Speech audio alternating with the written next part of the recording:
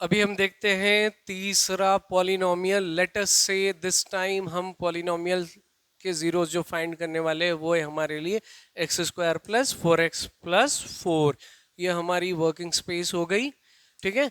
सो ये क्वेश्चन मैंने क्यों दिया अभी आपको मैं बताने वाला हूँ। There is a reason behind, everything is thoughtfully presented before you. इसमें कुछ रीजन है। ये क्वेश्चन में अभी आपको मैं बताऊंगा कि मैंने एक क्यों चूज किया है।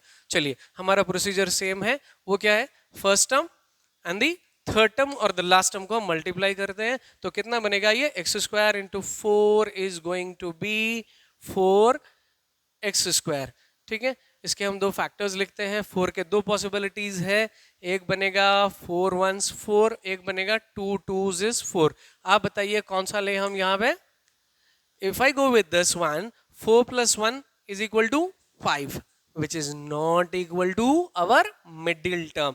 तो कौन सा लेंगे अपन? 2 और 2 वाला ले लेंगे, क्योंकि 2 2s is 4 and when I add this, the sum is equal to the middle term 4। इसके साथ हम x को स्प्लिट करते हैं।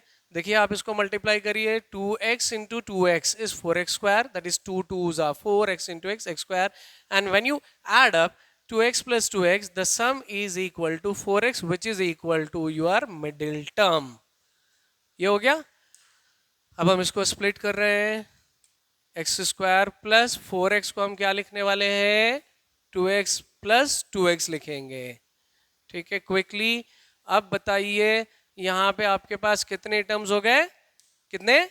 4 टर्म्स। 1 2 3 4। तो ये दो हम अलग से सेपरेट कॉमन लेंगे और ये दो अलग से कॉमन लेंगे, राइट? यानी कि इनमें कुछ हमको कॉमन देखनी है। First two terms are x² and the 2x। x² में क्या कॉमन मिलने वाला है? x² को लिखेंगे हम x इंटू एक्स और 2x को लिखेंगे 2 इंटू एक्स। क्विकली बताइए क्या कॉमन है यहाँ पे? x। ठीक है। एवरी टाइम इसकी ज़रूरत नहीं है। अगर आपको कमांड अच्छी सी आ गई इसके ऊपर तो विदाउट दिस ऑल्सो आप इसको कर सकते हो। ठीक है। अगर आप एग्जाम में ये रफ में आप इस तरह वर्क कर रहे हो तो it is going to be a good impression on the examiner. उसको लगेगा सच में ये बच्चे ने, ये स्टूडेंट ने मेहनत की है, ये उसके एफर्ट वाला रिजल्ट होगा। तो अभी हमने देखा कि x इज कॉमन। देखो, हम जो क्वेश्चन से डील कर रहे हैं every time x is common first में। जरूरी नहीं है कि हमेशा x कॉमन हो। We will have some more factors जो मैं आपको बताऊंगा। मैं पहले, जैसे कि ये शुरुआत है, मैं बिल्कुल सिंपल वाले क्वेश्चंस चूज किया हूं। तो अभी यहां से x बाहर आ गया भैया। x² से एक x बाहर आ गया तो बचा क्या हमारे पास में? x, क्योंकि ये दो x थे।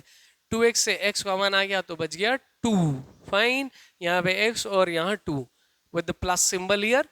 अब इन दोनों में आपको कॉमन देखनी है 2x और 4। ठीक है। 2x is written as 2 into x, 4 as 2 into 2। अब बताइए इन दोनों में कॉमन क्या है? 2, right? So on taking out the 2 common, we are left with x plus 4 से 2 common आ चुका है तो हमारे पास बच गया 2। ठीक है। Next step number 3। On the whole यहाँ पे हमारे पास में कितने टर्म्स है? 2।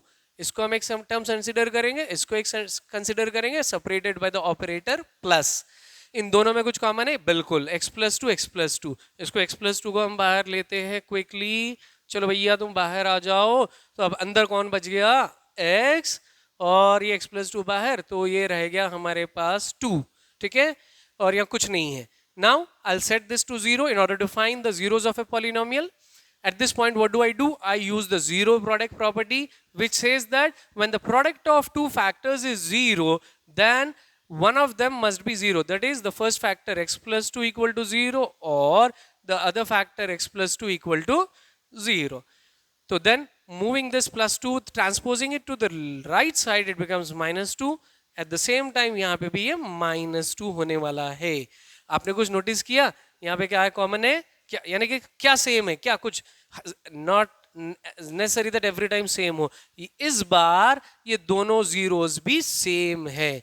तो मेरा आपसे एक सवाल, should I right it at just -2 is the zero of p of x? चलेगा ये? नहीं, नहीं चलेगा, क्योंकि आपको दो जीरोस लिखने हैं। आपका पॉलिनोमियल क्वाड्रेटिक था, which means it is going to have 2 zeros. तो we are going to write this as -2 and -2 are the zeros of the polynomial. Fine. तो we are done with this part. अभी मैं आपको कुछ homework questions देता हूँ, right?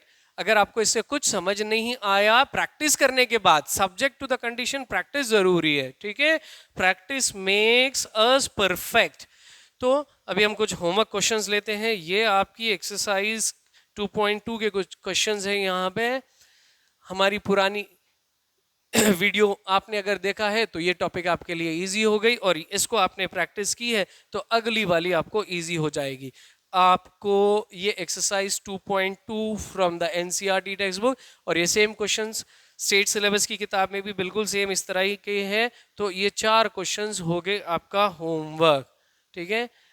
On the same lines, try it out. आप प्रयत्न तो कीजिए, ओके? अगर if you can not, will see it in the next video. अगर आपको ये सॉल्व नहीं हो पा रहे हैं तो हम दूसरी वीडियोस में देखेंगे, इसको मैं आपको बताऊंगा. You need to be little careful, क्योंकि यहाँ पे माइनस इंट्रोड्यूस हो गई है, ठीक है? थोड़ा सा ध्यान दे. If you are good at the basics, if not will solve them again in the next video. But आपको प्रैक्टिस करनी है इन सारे प्रॉब्लम्स की, ठीक है? नेक्स्ट वीडियो में हम ये देखते हैं, और उसके बाद हम will come down to the next part of this sub topic, that is relationship between zeros and coefficients, which is very simple. तब तक के लिए goodbye, with good practice at the same time. चलिए हम मिलते हैं next video में, okay? और आप ये होमवर्क कर लाते हैं मेरे पास. फाइन. तब तक के लिए गुड बाय स्टूडेंट्स.